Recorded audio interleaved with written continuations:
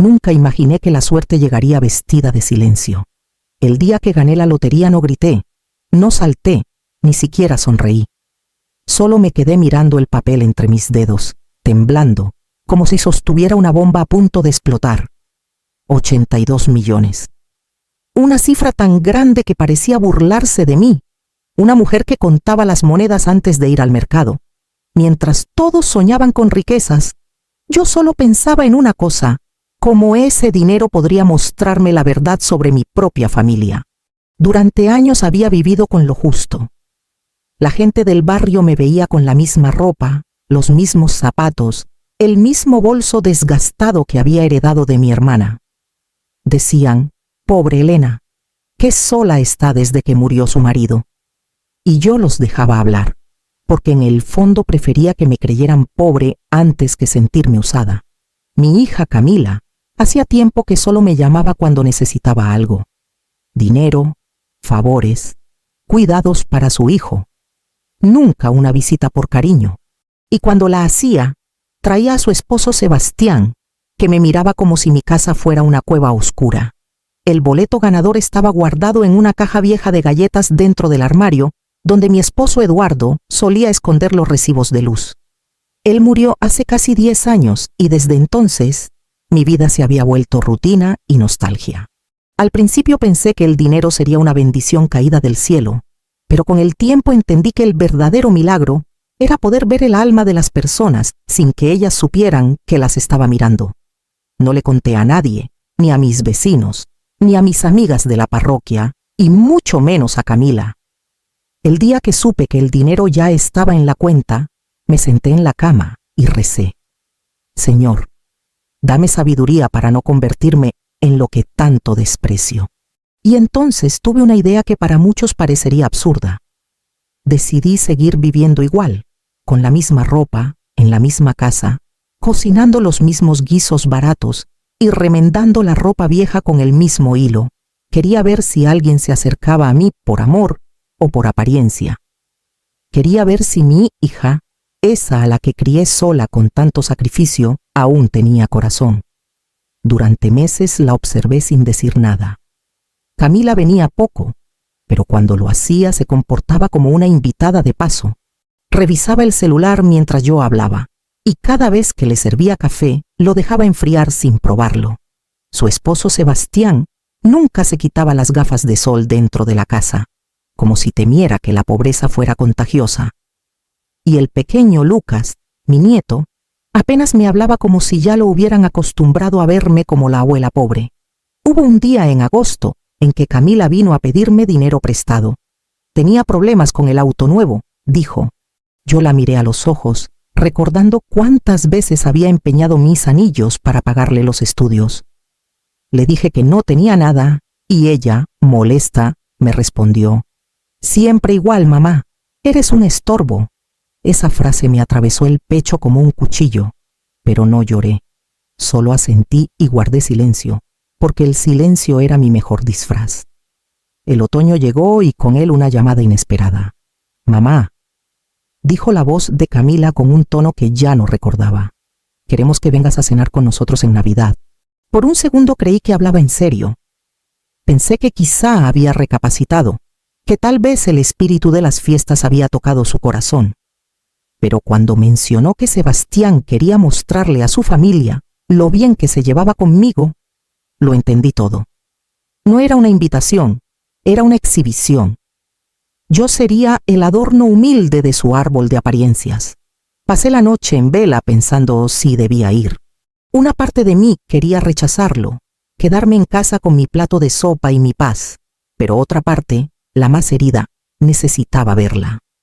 Necesitaba saber hasta dónde llegaría su desprecio, y también tal vez quería darle la oportunidad de redimirse. A fin de cuentas, seguía siendo mi hija. La mañana de Navidad me levanté temprano. Me puse mi vestido azul marino, el de siempre, y me peiné con esmero.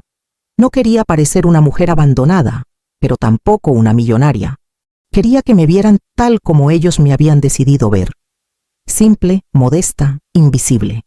Empaqué un pastel casero que preparé la noche anterior.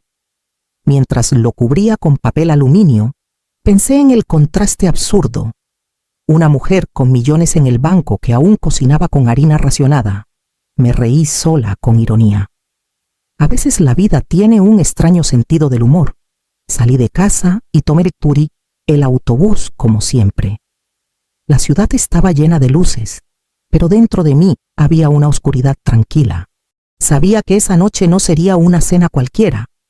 Esa noche marcaría el principio del fin. Cuando llegué a la casa de Camila, la fachada me dejó sin palabras. Era enorme, blanca, con columnas y luces en el jardín. Nada que ver con el pequeño hogar donde la crié, donde aprendió a leer bajo la luz de una lámpara vieja.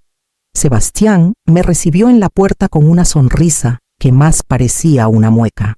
«Señora Elena, qué gusto que haya venido», dijo, pero su mirada bajó de inmediato a mi abrigo gastado. Detrás de él escuché la voz de Camila. «Pasa, mamá, y por favor siéntate cerca de la ventana. Hay más aire ahí». Sentí una punzada de vergüenza. Apreté el pastel contra el pecho como si fuera un escudo. Sonreí débilmente y avancé con el corazón hecho trizas. La casa estaba llena de gente elegante, trajes caros, perfumes fuertes, risas ensayadas. Yo era una mancha en medio del brillo. Me senté en silencio, mirando el árbol de Navidad cubierto de adornos dorados. Todo brillaba menos ellos. Todo olía a lujo, menos el aire. Y sin embargo, sonreí porque lo que nadie sabía era que esa noche el juego recién comenzaba. Mientras me servían vino barato en copas caras, decidí algo importante. No volvería a sentir vergüenza nunca más, ni de mi ropa, ni de mi pasado, ni de lo que era. Y antes de que terminara la noche, todos en esa mesa aprenderían el valor de una mujer a la que creyeron pobre, pero que era más rica que todos juntos. A veces creo que el amor de una madre tiene una resistencia que asusta. Podemos soportar el desprecio, las palabras hirientes y la soledad, pero lo que nunca dejamos de hacer, aunque duela, es seguir esperando un gesto de cariño. Eso me pasaba con mi Camila. La amaba tanto que incluso después de cada humillación, seguía encontrando excusas para justificarla. Recuerdo cuando era pequeña cómo me abrazaba después de la escuela y me decía: «Mamá, cuando sea grande te voy a comprar una casa enorme llena de flores». En ese entonces su voz era pura ternura, pero el tiempo, las amistades equivocadas y la obsesión por aparentar fueron apagando esa dulzura. Camila se transformó en una mujer ambiciosa y cada logro suyo parecía alejarla un paso más de mí. Después de casarse con Sebastián, la distancia se volvió un muro infranqueable.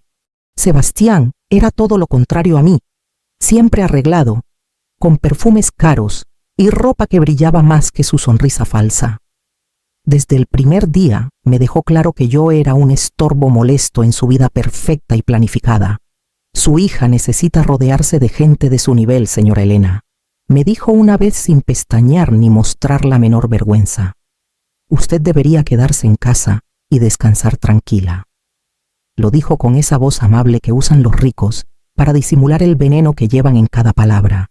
Yo solo asentí porque no quería causarle problemas a Camila.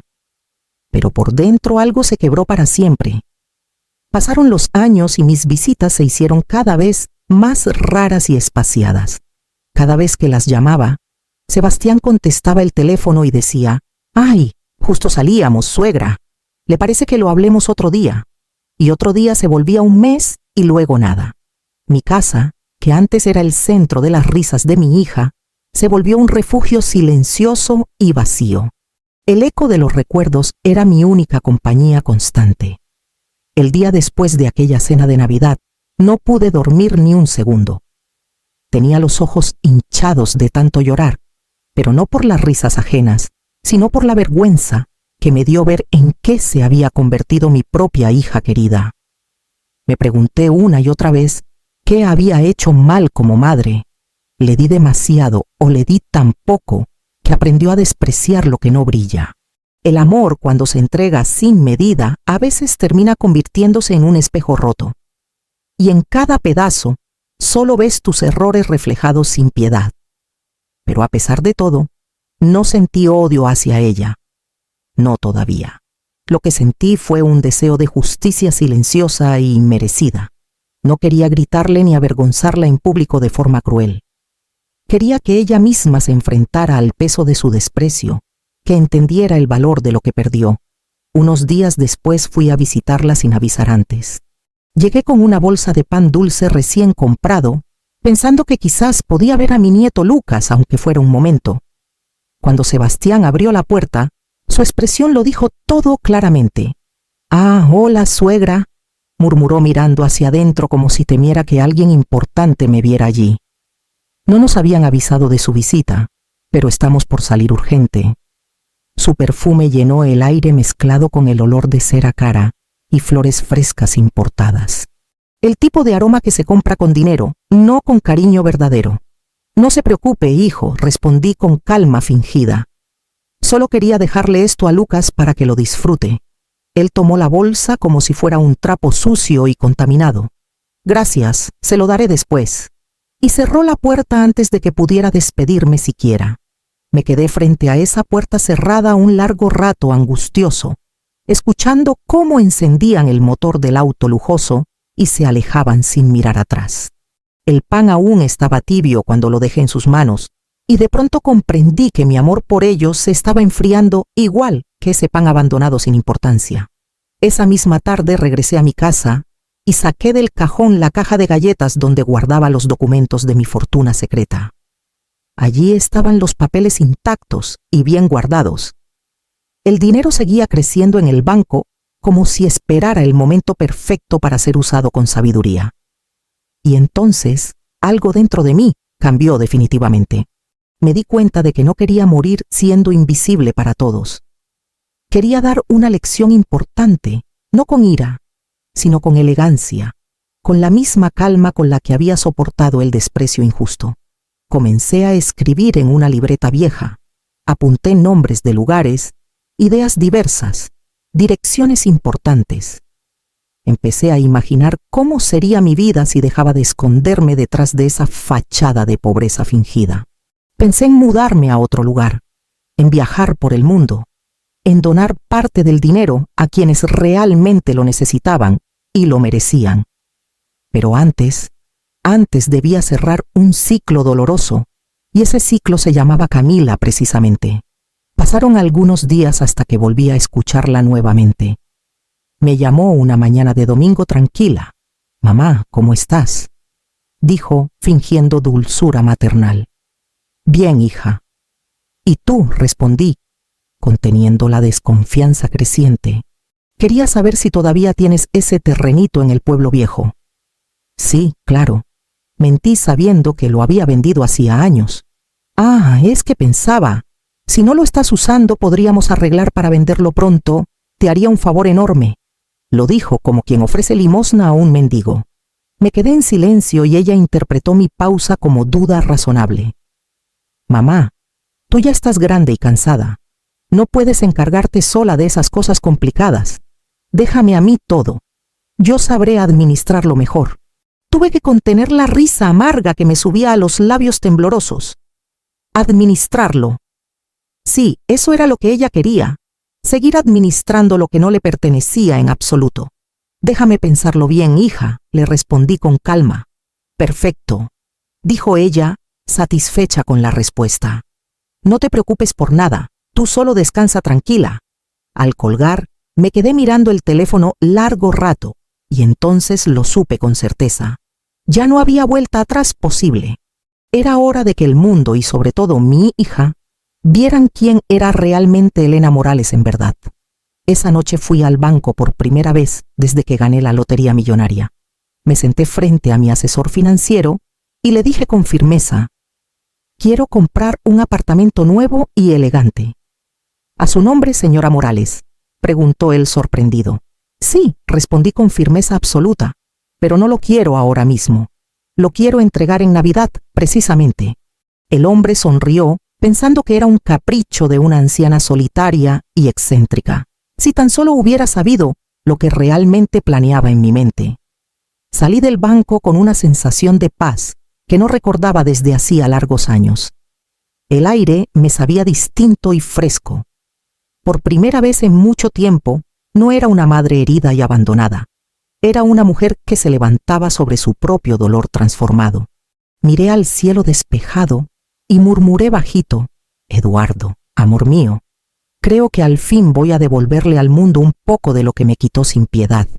Y el viento, suave y cálido, pareció responderme con un suspiro tranquilizador. No sabía todavía cómo exactamente, pero estaba segura de algo fundamental. Mi hija aprendería lo que significa el valor, el respeto y la vergüenza. La noche de Navidad siempre tuvo un significado especial para mí desde niña.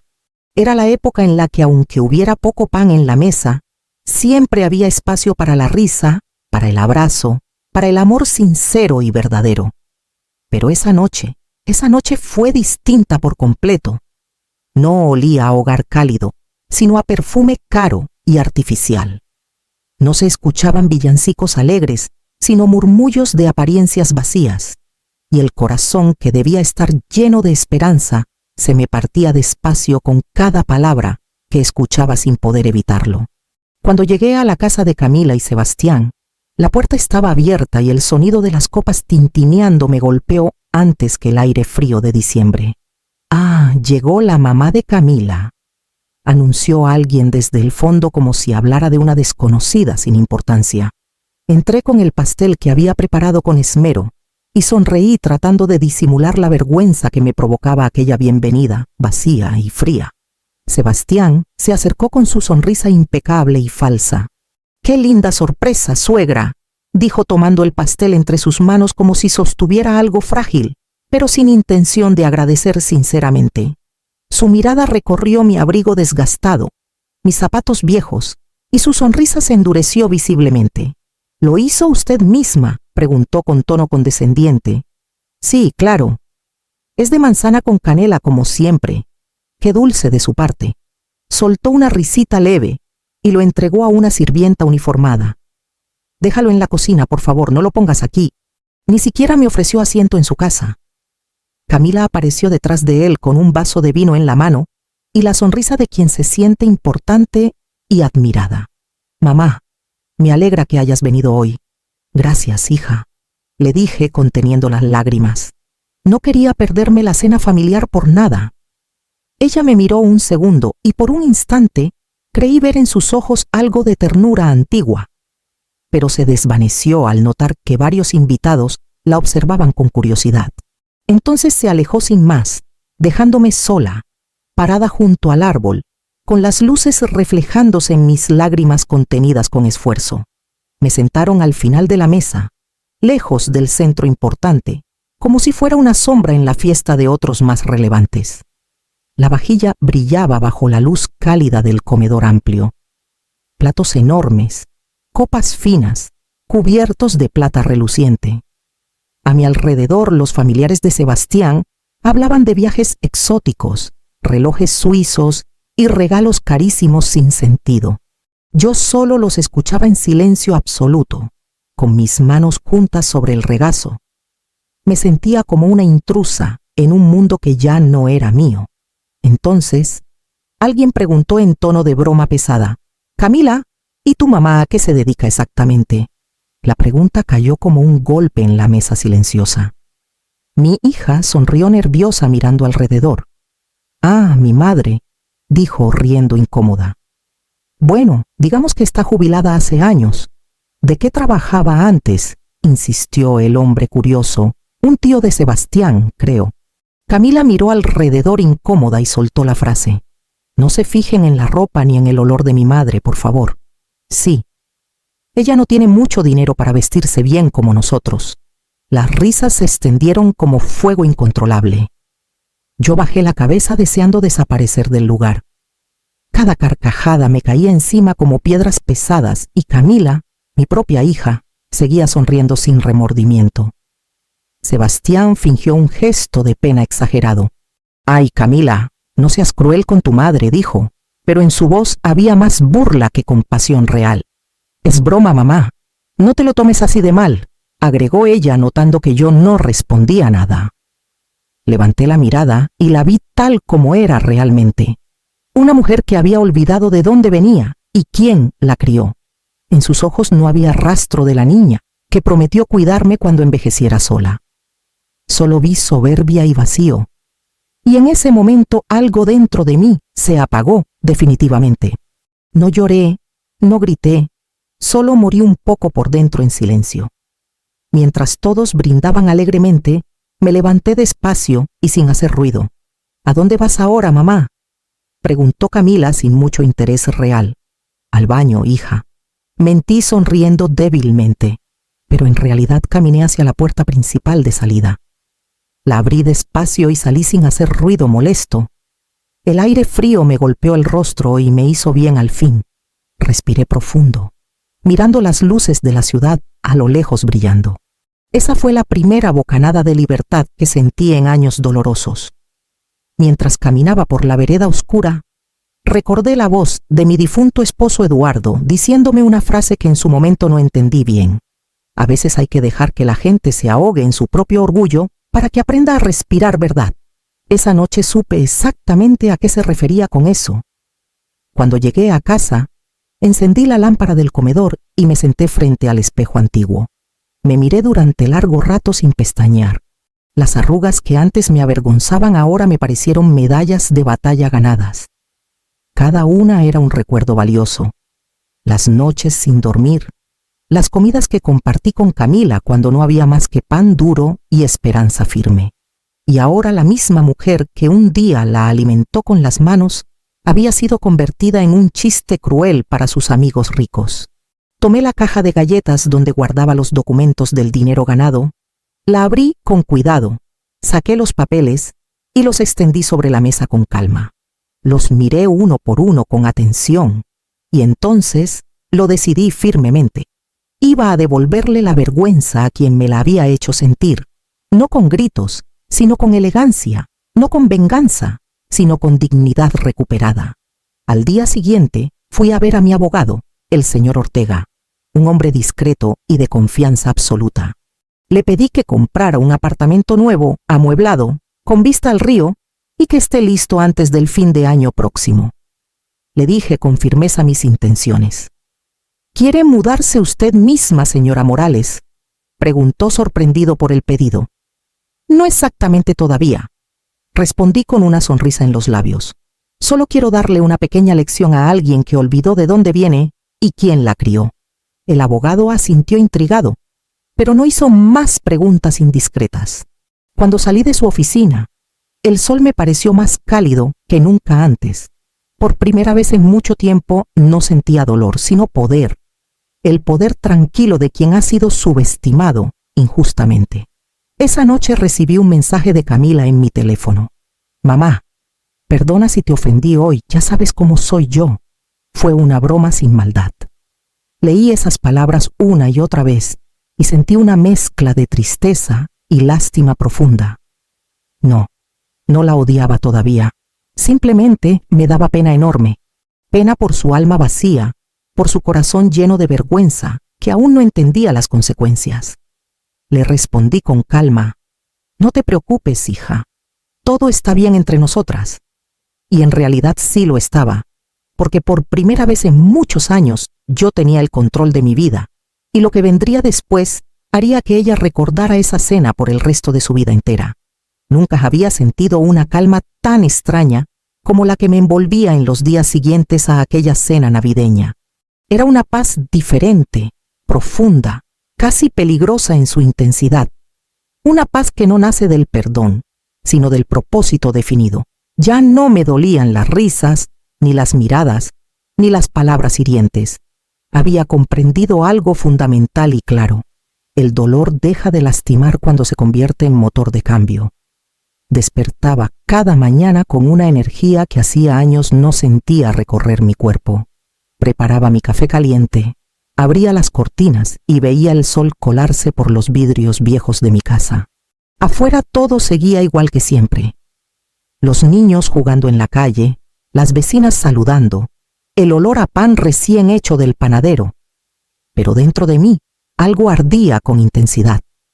No era odio destructivo, era justicia esperando su momento perfecto. Decidí que no iba a precipitarme con el plan. Los golpes más duros no se dan con furia ciega, sino con precisión calculada.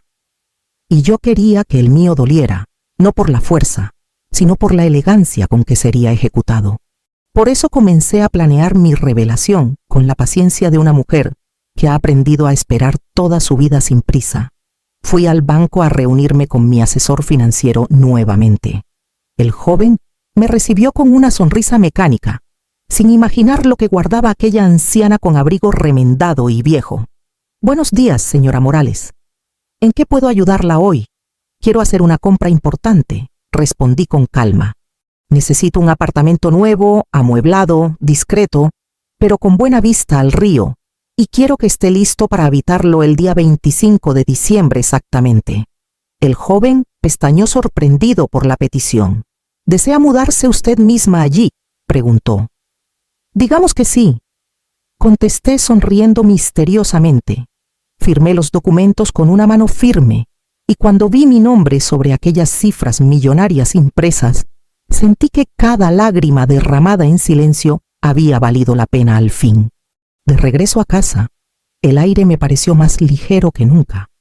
Por fin estaba haciendo algo para mí, algo que no tenía que ver con dar, sino con recuperar mi valor.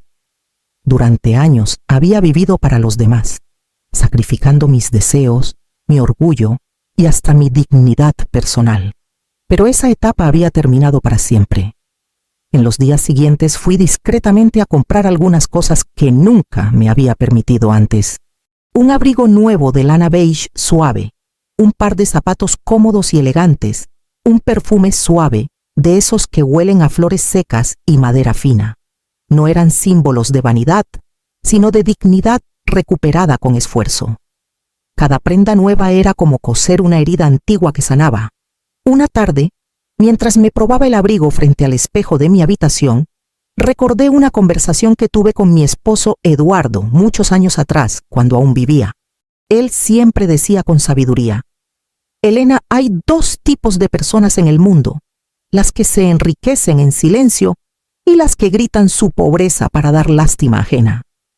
Y yo había aprendido a callar en ambos casos sin quejarme. Quizá por eso la vida me había puesto a prueba de la forma más cruel posible. Pero ahora entendía su mensaje profundo claramente. La verdadera fuerza está en lo que no se muestra, sino en lo que se demuestra con hechos.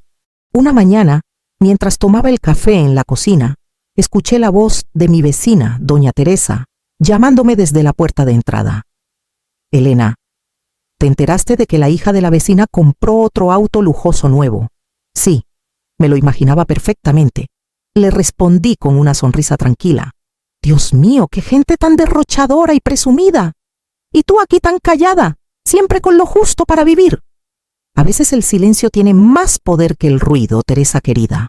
Ella se rió sin entender el significado. Si tan solo supiera lo que estaba a punto de pasar pronto. Pasaron los días, y mi plan comenzó a tomar forma definitiva y clara. Llamé a Ortega, mi abogado, y le pedí que contratara un chofer profesional para el 25 de diciembre próximo. «Quiero que llegue puntual a las 9 de la noche», le indiqué con precisión, «que toque la puerta de la casa de mi hija y pregunte por mí directamente». «¿Y qué debe decir el chofer exactamente, señora?», preguntó intrigado. «Solo una frase precisa», respondí. «Señora, todo está listo en su nuevo apartamento. Vamos ya». Ortega levantó la mirada sorprendido por la estrategia. «Entiendo perfectamente», dijo al fin. «Entonces quiere que todo se vea como una entrega oficial importante». «Exactamente eso quiero», confirmé. «¿Puedo preguntarle algo personal, señora Morales? ¿Por qué ese día específicamente?». Lo miré y sonreí con serenidad absoluta, porque quiero que el recuerdo de esta Navidad dure para siempre en su memoria. Durante los días previos evité cualquier contacto con Camila deliberadamente. No la llamé, no escribí, no di señales de vida mía. Sabía que como siempre ella daría por sentado que yo estaría esperando su llamada como siempre.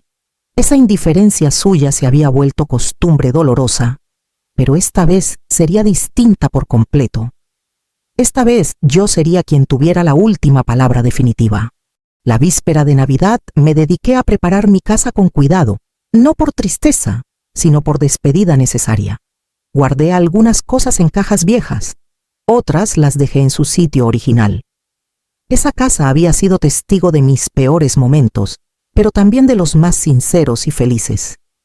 Y mientras barría el suelo, pensé que los lugares también se cansan del dolor acumulado. Quizás era hora de dejar que respirara sin mi presente. Al caer la noche, me serví una copa de vino tinto, no para celebrar, sino para marcar el inicio de algo nuevo y diferente. Brindé en silencio, mirando por la ventana las luces del vecindario iluminado. Por ti, Eduardo mío, susurré al aire, por todas las mujeres que callan, por todas las madres que aman sin recibir nada a cambio justo, y por mí, que al fin entendí mi valor real. El 25 llegó con un aire distinto y especial.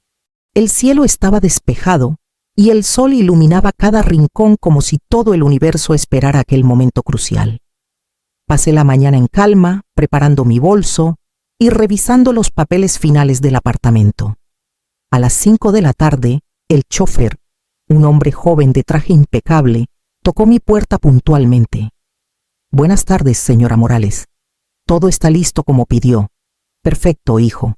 Pero recuerda lo que te dije claramente. Llegaremos a la casa de mi hija a las 9 en punto exactamente». «Así será, señora». A las 6 me arreglé con cuidado especial. Elegí un vestido azul oscuro elegante, el mismo color que Eduardo decía que me hacía parecer más alta y distinguida. Me coloqué el abrigo nuevo y rocié un poco del perfume que había comprado recientemente. Cuando me miré al espejo, no vi a una anciana olvidada y triste. Vi a una mujer que había sobrevivido a todo lo peor. Una mujer que por fin se había elegido a sí misma sin culpa. Eran las 8:30 cuando el auto se detuvo a pocas cuadras de la casa de Camila, estratégicamente. Desde la ventana vi las luces encendidas brillando, las sombras moviéndose dentro, las risas de los invitados, la misma escena que un año atrás me había hecho llorar amargamente. Pero ahora no había lágrimas, solo una sonrisa serena y tranquila, la de quien sabe que su momento ha llegado finalmente. El chofer me miró por el espejo retrovisor con respeto. «Está lista, señora Morales». «Más que nunca en mi vida», le respondí con convicción. Y mientras el auto avanzaba lentamente hacia la puerta principal iluminada, supe que el destino por fin se había puesto de mi lado completamente. En unos minutos, todos en esa casa aprenderían lo que cuesta subestimar el corazón de una madre herida. Las horas previas a aquella noche se deslizaron lentas, como si el tiempo mismo quisiera saborear lo que estaba por venir inevitablemente. No había nervios ni miedo, solo una extraña serenidad profunda, esa que se siente cuando uno sabe que todo lo que debía soportar ya quedó atrás, definitivamente. Me miré al espejo antes de salir de casa. El reflejo que me devolvió la mirada no era el de una anciana derrotada y miserable, sino el de una mujer que por fin había aprendido a sostener la cabeza en alto con orgullo. Me arreglé con calma, coloqué un broche dorado en el cabello y respiré hondo preparándome. Había esperado este momento durante demasiado tiempo doloroso. El reloj marcaba las 9:05 cuando el chofer estacionó frente a la casa de Camila exactamente. Desde el auto podía ver las luces encendidas brillando intensamente. Los invitados moviéndose de un lado a otro, las risas que salían por la ventana abierta, la misma escena de un año atrás. Pero ahora todo se sentía diferente y nuevo. Esa casa ya no era un símbolo de poder ni de éxito, era una vitrina vacía sin alma. Y yo, la mujer a la que habían despreciado cruelmente, estaba a punto de devolverle al destino su propia lección merecida. El chofer bajó del vehículo y abrió la puerta trasera con una reverencia elegante. «¿Está lista, señora Morales?», preguntó con cortesía. «Sí, hijo. Es hora de hacerlo», respondí con voz tranquila pero firme. Mientras caminaba hacia la entrada principal, sentí el peso de las miradas desde dentro de la casa. Sebastián, impecable en su traje negro costoso, fue el primero en verme llegar. Su sonrisa, forzada y educada, Se quebró en cuanto notó mi abrigo nuevo y mi porte sereno y digno. Ah, señora Elena, no la esperábamos esta noche aquí, balbuceó nervioso. Lo sé perfectamente, hijo, contesté, pero pensé que sería bueno pasar un momento en familia antes de irme. Detrás de él apareció Camila con una copa en la mano temblorosa. Al verme, frunció el ceño confundida. ¿Qué haces aquí ahora, mamá?, preguntó con tono tenso y molesto. Solo vine a saludarlos brevemente, dije, sin apartar la mirada penetrante. Podía notar la incomodidad en el aire espeso, el murmullo disimulado de los invitados, el modo en que Sebastián se mordía el labio intentando mantener la compostura social. Mamá, estamos en medio de la cena importante, empezó Camila, pero no alcanzó a terminar la frase. El sonido del motor del auto de lujo volvió a escucharse afuera claramente. La puerta se abrió y el chofer entró con paso firme y decidido. Disculpe, señora, dijo en voz alta, dirigiéndose hacia mí directamente. Todo está listo en su nuevo apartamento de lujo. Vamos cuando guste. El silencio fue inmediato y absoluto. El tipo de silencio que corta el aire, que deja a todos paralizados sin poder reaccionar. Sebastián se quedó boquiabierto sin palabras. Camila palideció visiblemente. Los invitados se miraban unos a otros sin entender qué pasaba. Yo me limité a sonreír con serenidad perfecta. Camila se levantó de golpe tirando la silla. ¿Qué dijiste exactamente?, balbuceó. El chofer, sin inmutarse, repitió con cortesía. Todo está listo en su nuevo apartamento, señora Morales. Los muebles ya fueron entregados y la administración espera su firma mañana temprano. Al escuchar eso, Sebastián se llevó la mano al pecho dramáticamente. Nuevo apartamento costoso, susurró incrédulo. ¿Pero cómo es posible eso? Supongo que no les conté la verdad, dije con voz suave pero firme. Hace un año gané la Lotería Nacional 82 millones para ser exacta en la cifra. El silencio se volvió aún más pesado e incómodo. Algunos invitados dejaron las copas en la mesa ruidosamente. Otros disimularon la sorpresa con sonrisas tensas y forzadas. Camila dio un paso hacia mí visiblemente alterada y pálida. La lotería millonaria. Y no me dijiste nada a mí. No, hija. Sonreí con calma. Quería ver cómo me tratarías cuando creyeras que no tenía nada de valor. La expresión de mi hija cambió en segundos dramáticamente. De la incredulidad pasó a la vergüenza y de la vergüenza al miedo palpable. Pude ver cómo sus ojos buscaban una salida, una palabra que la salvara, pero no había salvación posible para ella. Mamá, no fue mi intención lastimarte, empezó a decir. Sí lo fue completamente. La interrumpí con suavidad. Cada palabra, cada burla, cada silencio despreciativo. Todo fue tu intención consciente y deliberada. Sebastián intentó intervenir desesperadamente. Señora Elena, usted sabe cómo son las bromas entre familia. No lo tome así de personal, no, hijo querido, le dije mirándolo a los ojos fijamente. Esto no fue una broma inocente, fue una lección de vida y créeme, la estoy disfrutando con calma absoluta. Caminé hacia la puerta con paso lento, pero firme y decidido. Antes de salir, me giré para mirarlos por última vez con atención. El salón tan lleno de lujo superficial ahora parecía un escenario vacío sin sentido. Nadie se movía, nadie hablaba siquiera. Solo Camila, con los ojos rojos y el rostro pálido como papel, parecía querer decir algo que nunca llegaría a pronunciar correctamente. ¿Sabes algo, hija?, dije con voz clara. Durante años pensé que mi error fue no tener dinero para darte más cosas, pero ahora entiendo que el error fue haberte dado todo sin enseñarte el valor de nada en realidad. Di media vuelta y caminé hacia la salida con dignidad.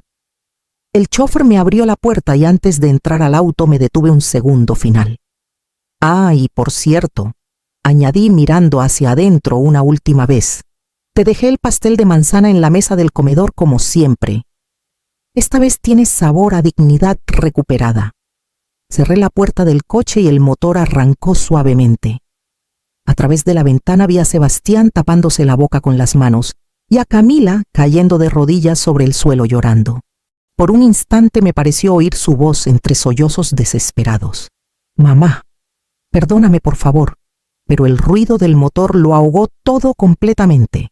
Mientras el auto se alejaba despacio, el reflejo de las luces navideñas pasaba sobre el vidrio como estrellas fugaces brillantes. No lloré, no sentí tristeza, solo una calma inmensa y liberadora, una paz que nunca antes había experimentado en mi vida. No había venganza en mi corazón, solo una certeza absoluta. Había recuperado mi lugar en el mundo. Apreté el bolso entre las manos y sonreí para mis adentros con satisfacción. El silencio del camino me recordó que a veces la mejor respuesta a la humillación es la dignidad personal. Y esa noche, la dignidad era completamente mía. No hay sonido más fuerte que el del silencio después de una humillación pública. Durante los días que siguieron a aquella noche memorable, el teléfono no paró de sonar constantemente. Primero fueron mensajes cortos de mi hija desesperada. «Mamá, hablemos, por favor te lo ruego». No quise decir eso en serio. Te juro que no fue en serio mi intención. Necesito verte urgentemente. No respondí ninguno. No por orgullo, sino por algo mucho más profundo y necesario, por respeto a mí misma finalmente.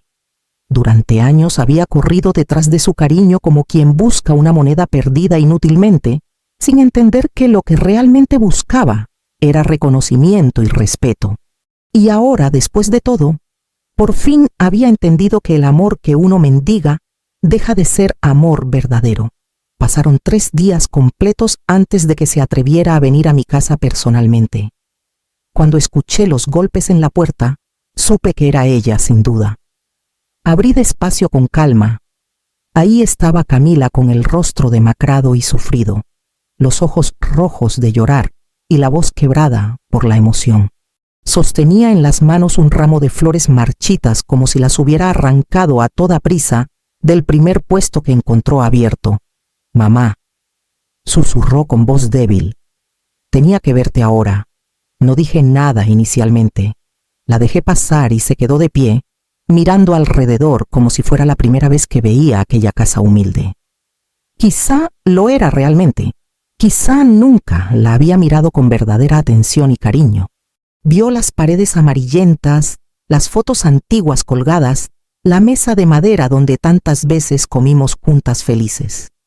Su mirada se llenó de vergüenza profunda. «Mamá, lo que pasó aquella noche», empezó a decir. «Yo no sé en qué estaba pensando realmente.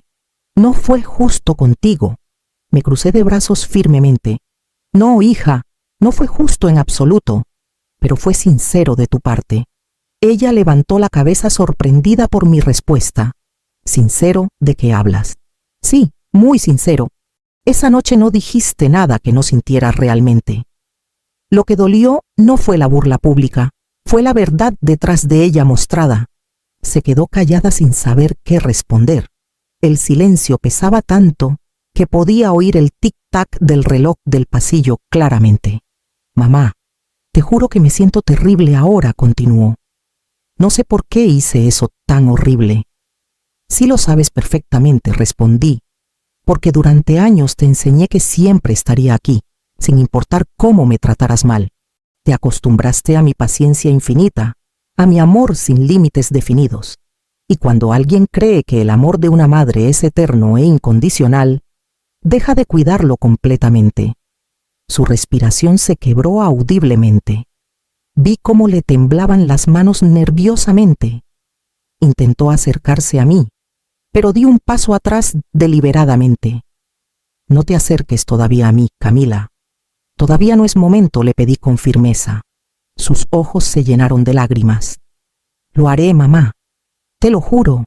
Por un momento vi a la niña que fue, la misma que se dormía sobre mi pecho cuando no tenía miedo de llorar. Y por un instante el corazón me tembló, pero no podía ceder todavía. El perdón no debía ser alivio inmediato, sino conciencia duradera. Nos sentamos en la mesa.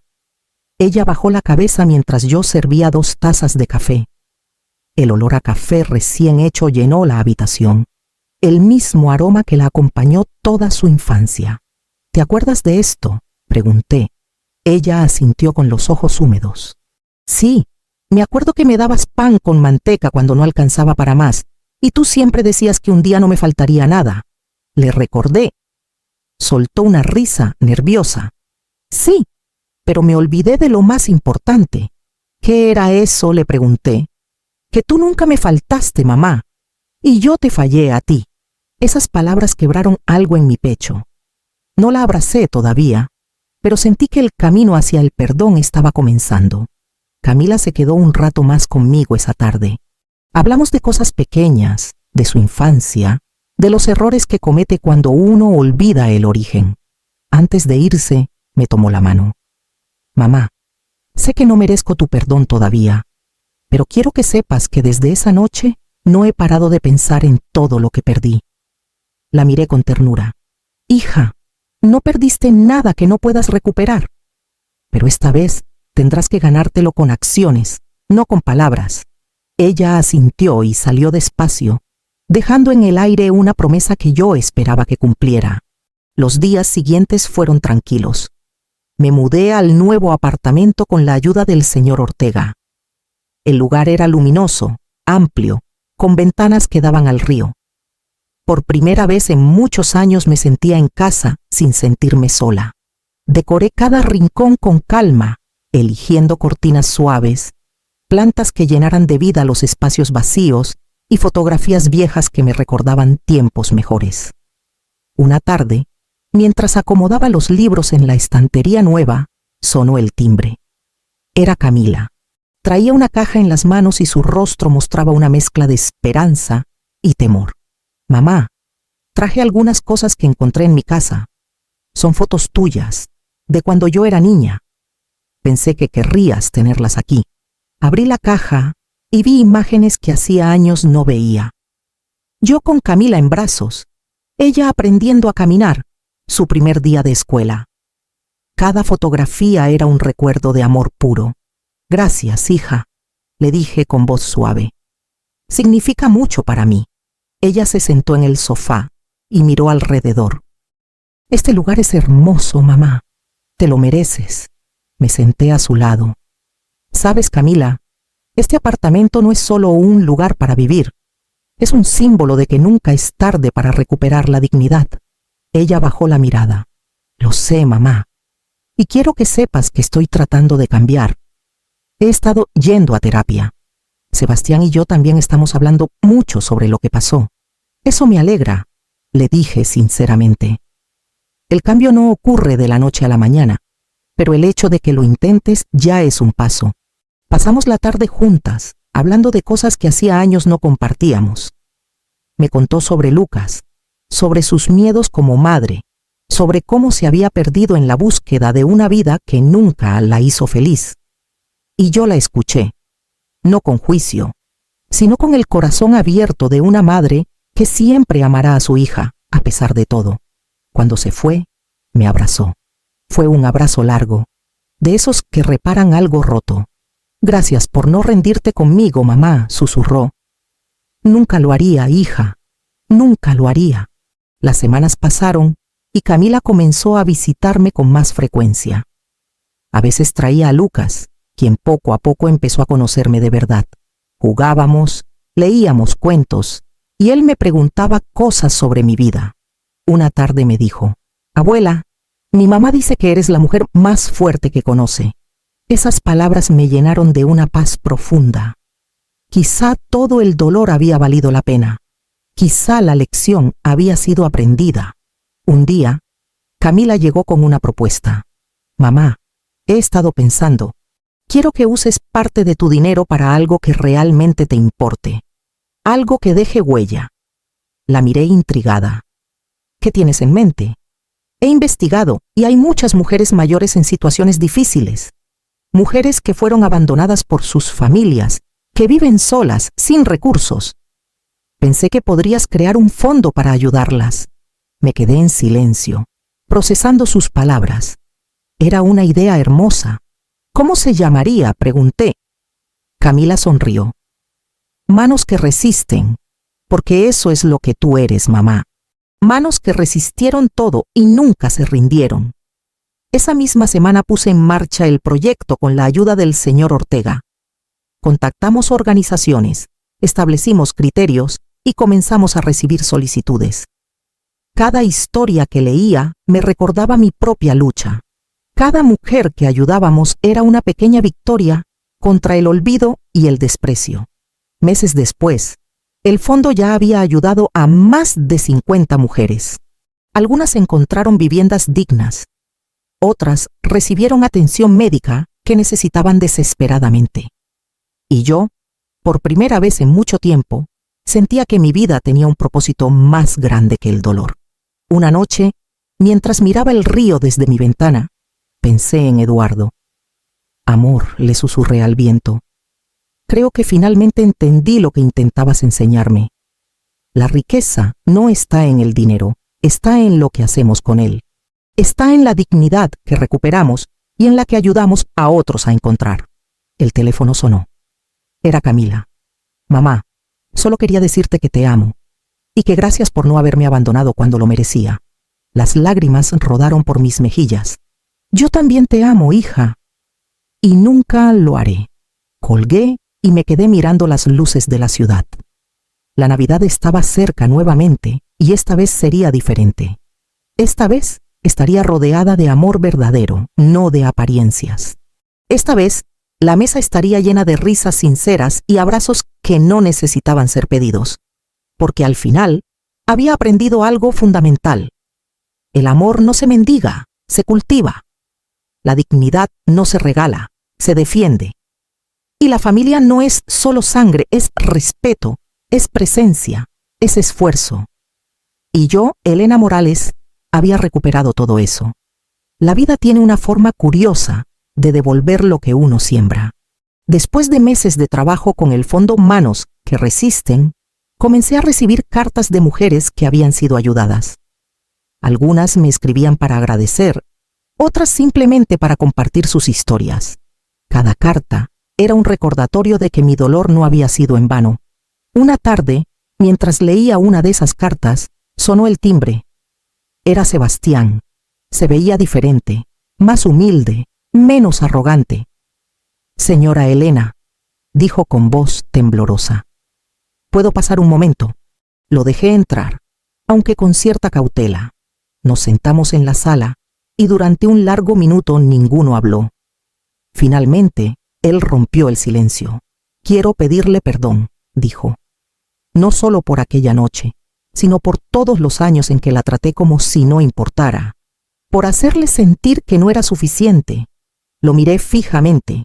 Sebastián, el perdón es un proceso. No se da porque alguien lo pida.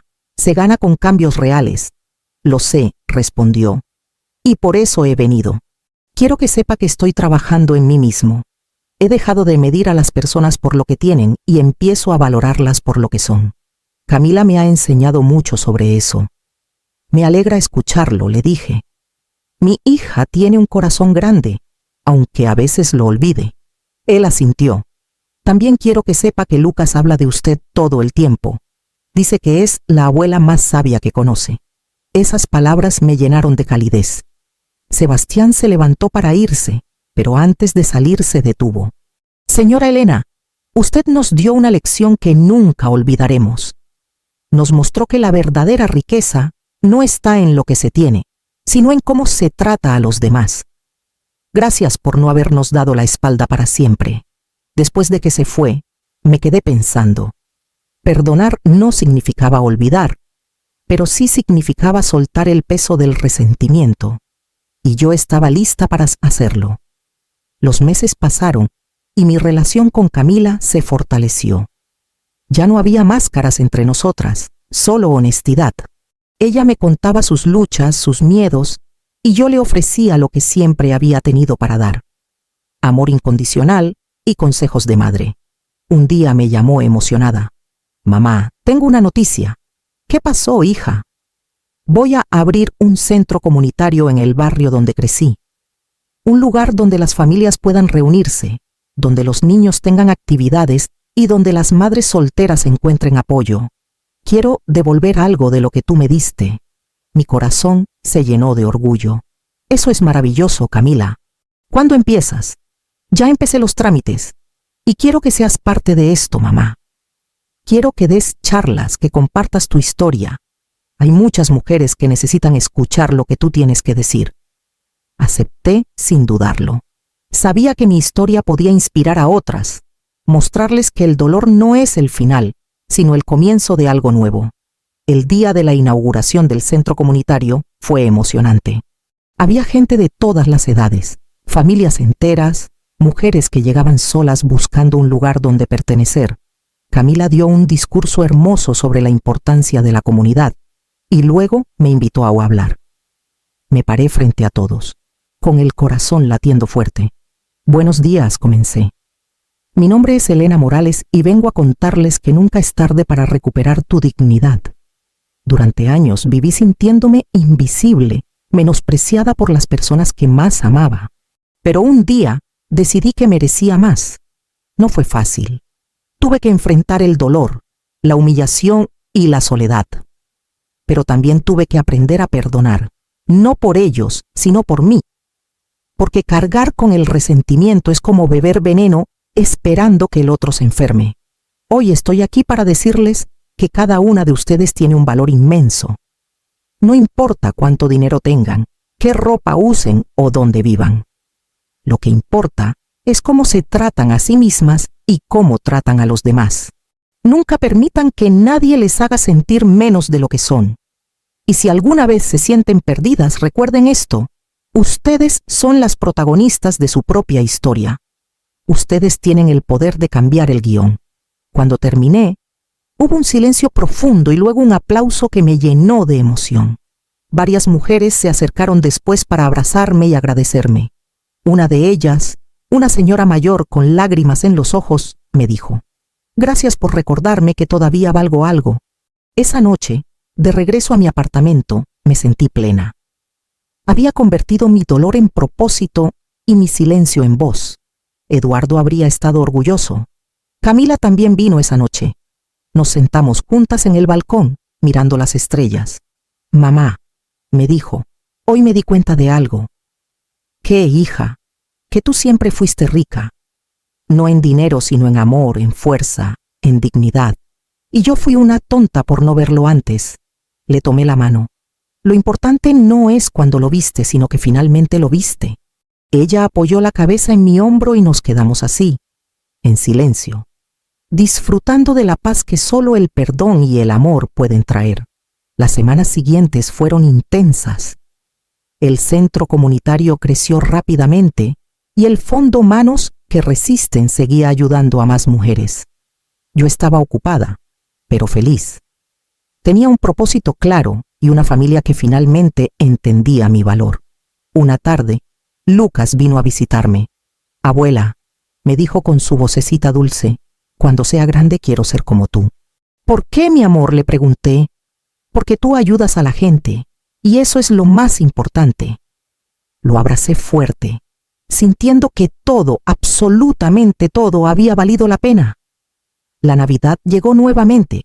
Esta vez, Camila organizó la cena en mi apartamento. No hubo lujos innecesarios, solo una mesa sencilla con comida hecha en casa. Pero lo más importante era que estábamos juntas, de verdad juntas. Durante la cena, Camila levantó su copa. «Quiero hacer un brindis», dijo, «por mi mamá, la mujer más fuerte y valiente que conozco, por enseñarme que la verdadera riqueza está en el amor y el respeto, y por nunca rendirse conmigo, aunque tenía todos los motivos para hacerlo». Todos brindaron y yo sentí que mi corazón estaba completo. Esa noche, después de que todos se fueron, me senté en mi balcón con una taza de café. Miré las luces de la ciudad y sonreí. Había ganado la lotería 2 veces. La primera vez con dinero, la segunda con dignidad y amor recuperado. Y la segunda vez fue mucho más valiosa que la primera. Los meses que siguieron fueron de una paz que nunca había conocido. Mi vida se había convertido en algo significativo, algo que iba más allá de mí misma. Cada día me levantaba con un propósito claro: ayudar a otras mujeres a encontrar su voz, su fuerza, su dignidad. El fondo Manos que Resisten había crecido más de lo que imaginé. Habíamos ayudado a más de 200 mujeres en menos de un año. Algunas habían encontrado vivienda, otras acceso a educación o atención médica. Pero lo más importante era que todas habían recuperado algo invaluable: la esperanza. Una mañana, el señor Ortega vino a visitarme con una propuesta. Señora Morales, me dijo, he estado pensando. Su historia es poderosa. Ha inspirado a muchas personas y creo que debería compartirla más ampliamente. ¿Qué tiene en mente?, pregunté. Quiero ayudarlas a escribir un libro. Su testimonio podría llegar a miles de mujeres que necesitan escuchar que no están solas, que el dolor puede transformarse en fortaleza. La idea me sorprendió. Yo escribir un libro. Nunca me había considerado escritora, pero mientras más lo pensaba, más sentido tenía. Mi historia no era solo mía, era la historia de todas las mujeres que alguna vez se sintieron invisibles, menospreciadas, olvidadas. Acepto, le dije, pero con una condición: todas las ganancias del libro irán al fondo. Él sonrió. No esperaba menos de usted, señora Morales. Comenzamos a trabajar en el libro de inmediato. Yo dictaba, recordaba, revivía cada momento doloroso y cada momento de triunfo. Fue un proceso catártico. Escribir sobre mi dolor me ayudó a entenderlo mejor, a hacer las paces con él. Camila fue mi mayor apoyo durante ese tiempo. Leía cada capítulo y me daba su opinión. Algunas partes eran difíciles de leer para ella, especialmente aquellas donde describía su comportamiento, pero nunca me pidió que las suavizara. Esto es importante, mamá, me decía. La gente necesita ver la verdad completa, incluyendo mis errores. Eso hace la historia más real, más humana. Su madurez me llenaba de orgullo. La mujer en la que se había convertido era muy diferente de aquella que me había humillado en una cena de Navidad. Había aprendido, había crecido, había cambiado. El libro se publicó 6 meses después. Lo titulamos La dignidad no se mendiga. La presentación fue en el centro comunitario que Camila había abierto. Había tanta gente que no cabía en el salón. Mujeres de todas las edades, algunas con sus familias, otras solas, todas con historias similares a la mía. Cuando llegó mi turno de hablar, sentí una emoción profunda. Este libro, comencé, no es solo mi historia. Es la historia de todas las mujeres que alguna vez sintieron que no eran suficientes. De todas las madres que dieron todo y recibieron poco. De todas las que callaron su dolor para no causar problemas. Pero también es una historia de esperanza. Porque si yo pude recuperar mi dignidad, ustedes también pueden. No importa cuánto tiempo haya pasado, no importa cuánto daño se haya hecho, siempre es posible comenzar de nuevo. Siempre es posible elegirse a una misma. El aplauso fue ensordecedor. Muchas mujeres lloraban, otras sonreían, y yo, por primera vez en mi vida, me sentí verdaderamente vista. No como la mujer pobre, no como la madre humillada, sino como Elena Morales, una mujer de valor. En las semanas siguientes, el libro se convirtió en un éxito. No porque fuera un bestseller comercial, sino porque tocaba corazones. Recibía cartas todos los días de mujeres que me contaban cómo mi historia las había inspirado a defender su dignidad, a poner límites, a no aceptar menos de lo que merecían. Una carta en particular me conmovió profundamente. Era de una mujer llamada Rosa, que había sido abandonada por sus hijos. Me escribió: Señora Elena, su libro llegó a mis manos en el momento más oscuro de mi vida. Estaba a punto de rendirme. Pero su historia me mostró que el dolor no es el final. Gracias por recordarme que todavía valgo algo. Le respondí personalmente, invitándola a visitarme. Cuando nos conocimos, vimos que teníamos mucho en común. Rosa se convirtió en una de las voluntarias del fondo y juntas ayudamos a muchas otras mujeres. Mi relación con Camila seguía fortaleciéndose. Ya no éramos solo madre e hija, éramos amigas, compañeras en esta misión de ayudar a otros. Ella había cambiado tanto que a veces me costaba creer que fuera la misma persona. Un día me confesó algo. Mamá, me dijo, a veces tengo pesadillas sobre aquella noche de Navidad, sobre las cosas horribles que te dije. Me despierto llorando, sintiendo vergüenza. La tomé de las manos. Hija, la vergüenza es señal de que has crecido.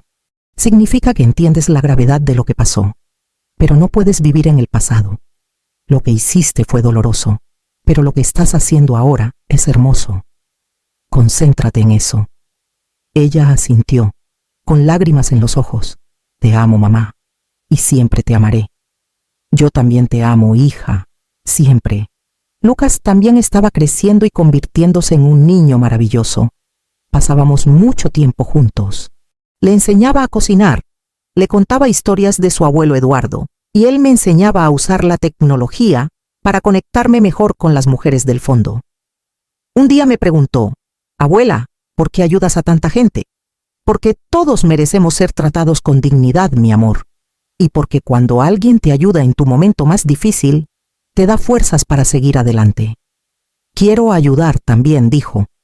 Cuando sea grande voy a ser como tú. Esas palabras me llenaron de esperanza. Sabía que había plantado una semilla en su corazón, una semilla de compasión y justicia que crecería con él. El segundo aniversario del Fondo Manos que Resisten fue una celebración grande. Habíamos ayudado a más de 500 mujeres y el número seguía creciendo. Organizamos un evento donde algunas de ellas compartieron sus historias. Fue emotivo, inspirador y poderoso. Al final del evento, Camila me sorprendió con un regalo. Mamá, dijo, este es un reconocimiento de la alcaldía. Te han nombrado Mujer del Año por tu trabajo con el fondo. Tomé el reconocimiento entre mis manos, incrédula. Yo, una simple mujer que solo quería recuperar su dignidad, estaba siendo honrada por la ciudad. No lo hice por reconocimientos, dije. Lo hice porque era lo correcto. Lo sabemos, mamá, pero mereces ser reconocida. Esa noche, de regreso a mi apartamento, miré el reconocimiento y sonreí. Eduardo estaría orgulloso. Camila estaba orgullosa. Y yo, por primera vez en mi vida, estaba orgullosa de mí misma. La vida me había dado una segunda oportunidad y la había aprovechado, no solo para mí, sino para todas las mujeres que necesitaban saber que no estaban solas, que su dolor importaba, que su dignidad era invaluable. Y mientras miraba las estrellas desde mi balcón, supe que mi historia no terminaría aquí. Apenas estaba comenzando. El tiempo siguió su curso, y con él llegaron nuevas experiencias, nuevos desafíos y nuevas alegrías. El Fondo Manos que Resisten se había convertido en una organización reconocida no solo en mi ciudad, sino en todo el país.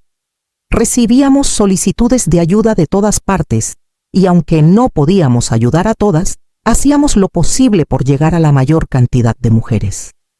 Mi libro continuaba vendiéndose bien, y las ganancias seguían alimentando el fondo. Había dado charlas en universidades, centros comunitarios y hasta en televisión. Cada vez que compartía mi historia, veía lágrimas en los ojos de las personas, pero también veía esperanza. Y eso era lo que más me importaba. Dar esperanza. Una tarde, recibí una llamada inesperada. Era de un canal de televisión nacional que quería hacer un documental sobre mi vida y el trabajo del fondo. Acepté, con la condición de que el enfoque no fuera solo en mí, sino en todas las mujeres que habíamos ayudado. El rodaje fue intenso, pero gratificante. Visitamos a varias mujeres que habían sido beneficiarias del fondo. Escuchar sus historias, ver cómo habían reconstruido sus vidas, fue un recordatorio de por qué hacía lo que hacía. Una de ellas, una mujer llamada Patricia, me abrazó llorando. Usted me salvó la vida, señora Elena.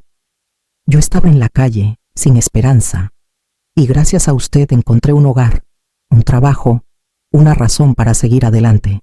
No fui yo, le dije, fuiste tú. Yo solo te di una oportunidad. Tú hiciste el trabajo. El documental se estrenó varios meses después y tuvo un impacto enorme. Miles de personas se contactaron queriendo ayudar, donar, ser voluntarios. El fondo creció exponencialmente y con él, nuestra capacidad de ayudar. Pero en medio de todo ese éxito, nunca olvidé lo que realmente importaba: las personas. Cada mujer que ayudábamos tenía un nombre, una historia, un rostro. No eran estadísticas, eran seres humanos que merecían dignidad y respeto. Camila seguía siendo mi mano derecha. Juntas, habíamos construido algo hermoso. Una noche, mientras cenábamos en mi apartamento, me dijo algo que me quedó grabado. Mamá, ¿sabes qué es lo que más admiro de ti? ¿Qué, hija? Que nunca te volviste amarga. Después de todo lo que te hicimos pasar, podrías haber guardado rencor para siempre. Pero elegiste el amor. Elegiste perdonar. Y eso te hace la persona más fuerte que conozco. Le sonreí. El rencor es una prisión, Camila. Y yo ya había pasado suficiente tiempo prisionera de mi dolor. Era hora de ser libre. Sebastián también había cambiado mucho. Se había involucrado en el trabajo del fondo, ayudando con la parte administrativa y financiera. Un día me dijo: Señora Elena, quiero que sepa que usted cambió mi vida. Me enseñó que el valor de una persona no está en su cuenta bancaria, sino en su corazón. Y por eso le estaré eternamente agradecido. Sus palabras me conmovieron. Ver cómo había crecido, cómo había dejado atrás su arrogancia y se había convertido en un hombre humilde y compasivo, era una prueba más de que las personas pueden cambiar. Lucas, que ya estaba en la escuela primaria, también participaba en las actividades del fondo. Los fines de semana venía conmigo a visitar a las mujeres que ayudábamos y siempre llevaba dibujos o cartas para alegrarles el día.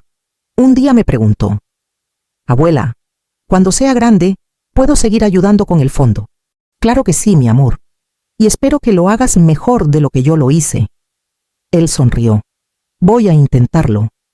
Pero es difícil ser mejor que tú. Lo abracé fuerte, sintiendo una gratitud inmensa por tenerlo en mi vida. Los años pasaron y mi salud comenzó a mostrar señales de desgaste. Nada grave, solo el peso natural de los años. Pero sabía que mi tiempo en esta tierra era limitado y quería aprovecharlo al máximo. Decidí escribir un segundo libro, enfocado específicamente en el perdón. Quería que las personas entendieran que perdonar no es olvidar ni justificar el daño, sino liberarse del peso del resentimiento. El libro se llamó Perdonar es sanar y tuvo tanto éxito como el primero. Muchas personas me escribieron diciendo que les había ayudado a hacer las paces con su pasado, a soltar viejas heridas y a seguir adelante. Una tarde, mientras revisaba cartas de lectores, encontré una que me hizo llorar. Era de Sebastián. Señora Elena, escribía, nunca podré agradecerle lo suficiente por darme una segunda oportunidad. Usted me enseñó que el respeto no se exige, se gana, y que la humildad no es debilidad, sino fortaleza. Gracias por no habernos dado la espalda. Gracias por mostrarnos el camino del perdón y el amor. Con cariño, Sebastián. Guardé esa carta en un lugar especial. Era un recordatorio de que el cambio es posible, de que el amor puede transformar incluso los corazones más duros. Mi relación con Eduardo, aunque él ya no estaba físicamente, seguía siendo una fuente de fuerza. Hablaba con él todas las noches, contándole sobre mi día, sobre las mujeres que habíamos ayudado, sobre Camila y Lucas. Y aunque no podía escuchar su respuesta, sentía su presencia, su amor, su orgullo. Una noche, mientras miraba las estrellas desde mi balcón, sentí una paz profunda. Había vivido una vida plena. Había conocido el dolor, pero también la alegría. Había sido humillada, pero había recuperado mi dignidad. Había perdido, pero también había ganado. Y sobre todo, había aprendido que la verdadera riqueza no está en lo que tienes, sino en lo que das. Que el amor no se mendiga, se cultiva. Y que la dignidad no se pierde, se defiende. Camila llegó inesperadamente esa noche. Se sentó a mi lado en el balcón y tomó mi mano. Mamá, me dijo, solo quería decirte que eres mi heroína. No por el dinero, no por el fondo, sino por tu corazón, por tu capacidad de amar incluso cuando te lastimaron. por tu fuerza para perdonar incluso cuando no lo merecíamos. Eres la mujer más extraordinaria que he conocido. Le apreté la mano. Y tú, hija, eres mi mayor orgullo. No por lo que lograste, sino por cómo creciste. Por cómo enfrentaste tus errores y te convertiste en una mejor persona. Nos quedamos así, en silencio, disfrutando de la compañía mutua.